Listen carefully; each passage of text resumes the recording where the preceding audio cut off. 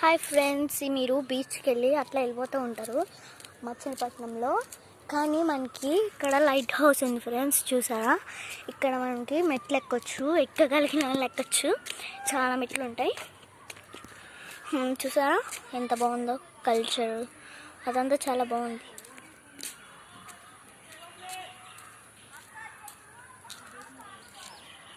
అదిగోండి చూసారా వెళ్తూ ఉంటా, చూసారా?